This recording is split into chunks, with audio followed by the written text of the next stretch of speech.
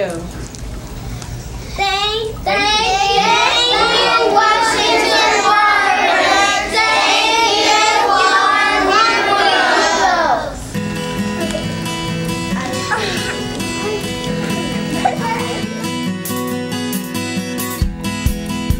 In one of Oklahoma's most urban schools, the Tulsa County Farm Bureau Women's Committee has developed a relationship spanning several years to teach agriculture to elementary school students.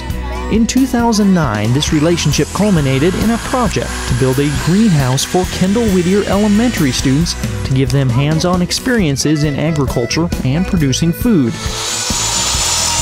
In March, the sounds of construction swirled around the playground of Kendall-Whittier Elementary School in Tulsa as a new greenhouse sprung from a pile of wood and PVC pipe.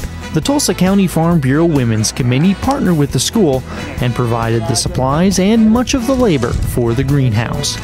Lotsie Spradling, chairperson of the committee, says her group wanted to provide agricultural education for the inner-city schools' students. Well, I hope that they will be excited about getting to mess in the dirt. That's always a fun thing for a kid. And actually grow something. You know, that's a good feeling to know that you have given life to something. We just hope that they really get connected back to the earth and how things are done, you know, in our field. Paul Thomas, Community Schools Coordinator for Kendall-Whittier Elementary, says the greenhouse will produce not only plants, but a bounty of education for students. The idea is to provide kids with as many varied experiences as possible, and this one is important because most of our kids do not have a relationship or an idea of where food comes from, and have begun to understand that there is a life outside the urban core, which they primarily come from. So what plants can students look forward to growing? We're going to have flowers, annuals for flower beds, various food products like spinach and lettuce and tomatoes, and just all the normal garden type things that you might find in anybody's garden. And you can bet the students are excited. Indra Coronado is a 5th grader. She looks forward to seeing the greenhouse full of colorful plants. The time and effort others put into the project impressed her. I think that the people who want to help my school and help us build a greenhouse are pretty cool if they're trying to spend their time helping others.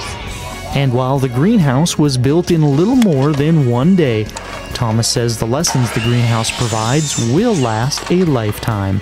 Will allow us to not only give kids the experience of planting and harvesting and